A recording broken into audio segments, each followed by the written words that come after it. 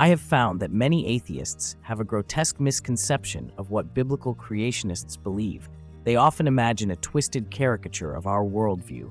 Perhaps this just comes from other atheists, or perhaps it's an intentional attempt to construct a ridiculous straw man that they can swiftly knock down in triumph.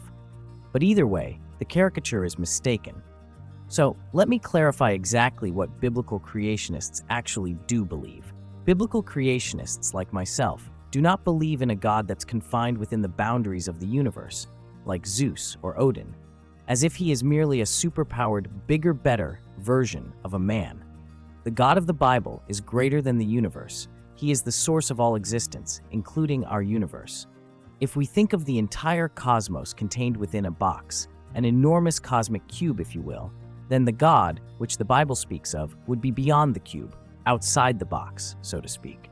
He is the creator of the cosmic cube, which makes him bigger than the cube. He is transcendent, or above the arch, as the theologians have put it. This means that he is independent of space, matter, energy, and time. Indeed, he invented those things. Genesis chapter 1, verses 1 through 5 tells us exactly that. He invented the heavens, all earth, all energy, and the very first day that ever existed in time. In Exodus 3, God explains to Moses that his name is I Am, meaning source of existence. So God is the one whom philosophers have called the uncaused. First, cause. You can't go back before the God of the Bible, because even time itself didn't exist before the God of the Bible. He, in fact, invented time itself. I know you can't wrap your brain around that. Me neither. Secondly, biblical creationists do not believe in a God who created the universe by means of magic. Atheists love to make this straw man accusation. But God is not a sky wizard or sorcerer who invoked some previously existing mystical power or set of incantations to draw on said power to do his bidding. He doesn't need magic. No force existed prior to himself that he should call upon it. Instead, God created all things by the power of his own superintelligence. The Bible doesn't provide the details regarding those actions, only that he gave orders that issued from his amazing mind, and they were carried out. By who or what, we have no idea, only that it was done.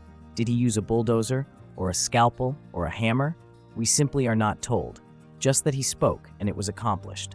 Intelligent activity is the best description of his creative power, but imagining hocus pocus is just not what we believe about creation. So given all that, do biblical creationists believe in the supernatural? The answer is no.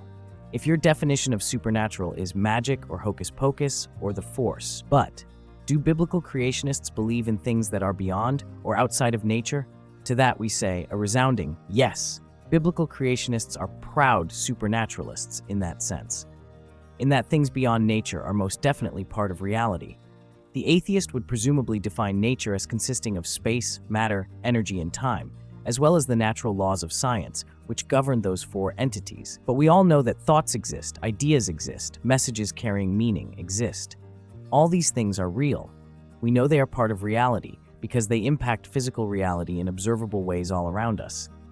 Not only that, but we each experience conscious awareness ourselves. As Descartes concluded, I think, therefore I am.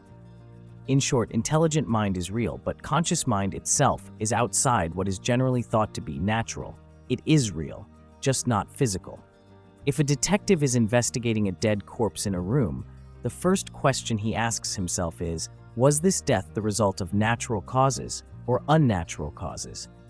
If there is a knife stabbed in the back of the corpse, it would become clear that the death was not natural. So was the death caused by magic?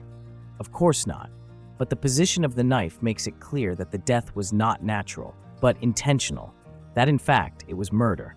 The detective deduces that there was intelligent involvement in the death.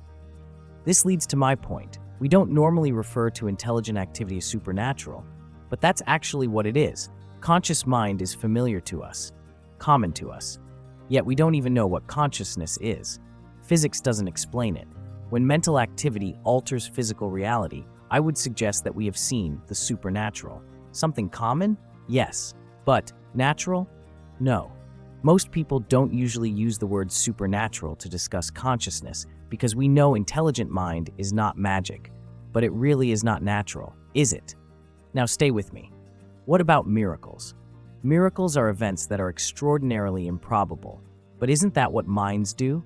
Make things happen that are extraordinarily improbable otherwise? Yes, indeed. If a man living during the 14th century BC were somehow transported through time to our present world, wouldn't it seem to him like a supernatural miracle to see us flip a light switch? Or talk on our smartphone? You see, minds alter probabilities. Even our thoughts can do miracles. It's just a matter of perspective. So then, bringing this back to what biblical creationists think about God, God is an infinitely intelligent agent. Is it a shock that anything God does within the cosmic cube, using his intrinsic mind, looks like a supernatural miracle? Again, biblical creationists do not believe in magic, but we most definitely believe that the superintelligent one does stuff. And that stuff is always amazing. Not because of magic, but because of the mind behind the stuff. There are many other misconceptions the atheists have about the views of biblical creationists, but that one is critical. Who God is. If you don't get that one right, you won't understand us biblical creationists at all. Of course, there are many beliefs cascading down from that central belief about the source of all existence. God is not silent. He has given his word through, dare I say, supernatural inspiration to 40 men he selected to write it down. The canon of Scripture we call the Bible. For that reason, we believe it is reliable. It includes some figurative language and poetry, but mostly we can take it at face value. Much of it is history, and the Genesis historical account of creation and the Great Flood are given as history, not allegory. So we take it that way. The Bible is not a science book, but when it speaks about matters reflecting science, we count on it as truth and a starting point for scientific inquiry. Some key beliefs to get right are these. God created human beings after the likeness of his own conscious mind. That means he created freedom and the ability for human beings to make choices. This free will made love possible. Love cannot exist without free will, but free will also made sin possible. God created everything perfectly, but human beings chose to sin and thereby ruined that perfection. Because of our choice to rebel against our Creator, God put a temporary curse on his creation. This means that man and the entire universe are in decay, but God is never thwarted in the long run.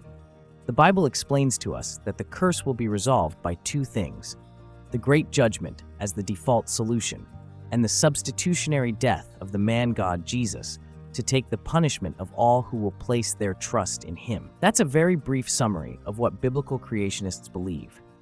I'd love to tell you more, so if you're interested, tell me in the comment section below. Atheists will not agree with anything biblical creationists believe, and that's fine.